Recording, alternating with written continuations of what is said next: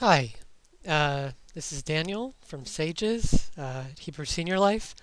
This is going to be a training video on the new upload procedures for sending data back here to the data center. Uh, the first change is that many of you probably have and use existing desktop shortcuts to get uh, to your secure file transfer web pages where you sort of log in and then you send in upload.zip.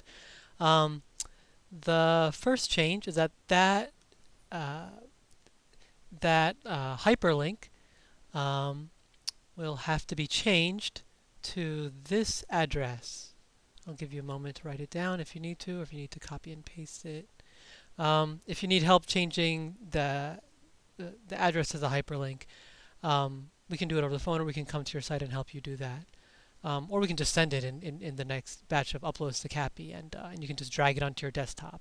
In fact, that's what we'll end up doing. We'll send you a link file, and hopefully you'll just be able to drag it onto your desktop. But after running zipup.bat, you'll just double-click the link as you ordinarily would. Um, Most of you are probably used to seeing a web page like this, or a web page like this. The first major change is we're asking you to please not use your own site-specific Excelion file transfer um, web services. So as in, if you're at the Brigham, it'll still work if you log in as you ordinarily would with your username and password here and send in the data the conventional way. Um, or if you're at the BI and you send in your data the conventional way through this front page, we're asking everybody to please use the HRCA service only because that's the only way we can configure the automation scripts to work properly. So that rather than us getting an email on our side, your files will be stored directly onto a folder on our shared drive, which will sync on their own in the middle of the night outside of business hours. Um, so the first step is to log in. Uh, If you haven't already gotten them, you will very soon be getting invitations to use Secure File Transfer in your email inbox. If you haven't, that's fine.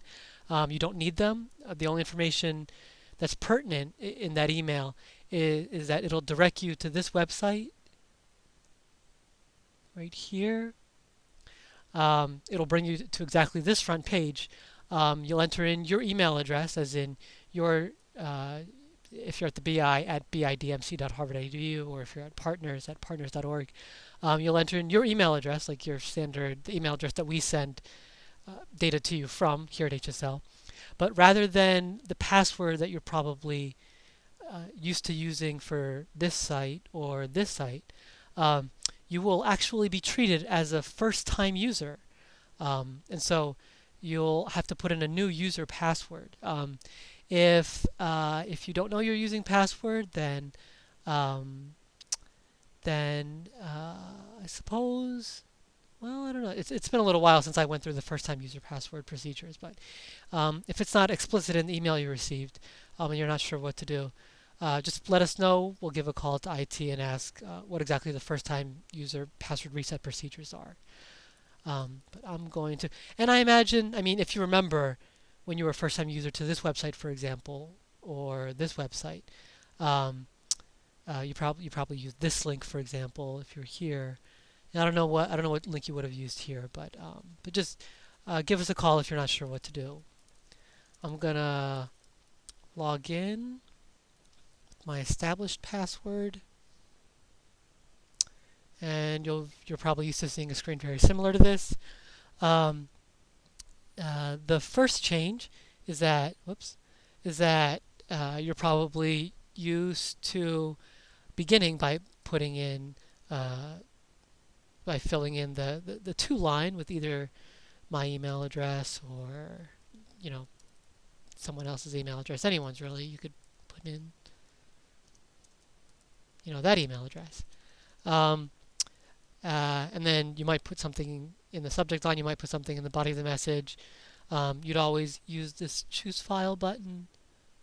You'd locate the upload.zip file, this computer happens to be Solon, so upload.zip is located right there, and then you'd probably hit this, and then you see that appear, and you'd hit send. I'm not going to hit send right now, but um, that is the normal way of doing things. What we're going to do now instead, though, is to select this brand new envelope drop-down box, um, and what we're going to select Sage's CAPI envelope, and it's just giving me this warning message because it looked like I was about to upload something for real, but because this is just a test, there is no upload.zip file on this computer right now. There's no usable upload.zip file on this computer right now. I'm going to discard. And it brings you to this screen. And the first thing you might notice is that the to line is populated with this artificial email address. This email address is routed to send any data that's sent to it to a specific folder, to a specific spot on our master computer here. So it's important that auto-populates. The subject line auto-populates, and again, if you want, you can put something in the message. But that's essentially it. Everything else is the same. You choose file, you'd navigate to upload.zip. Then you could either double click or you could hit open. It attaches, and then you'd hit send.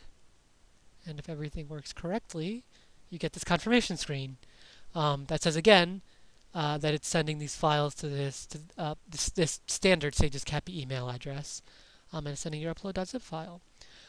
That's about it. Please call or email if you have any problems or any questions, or if something doesn't make sense. Probably already know this, but here is my email address, and you can probably look this up if you really needed to, but just in case you need it right now, here is my phone number. All right, happy hunting.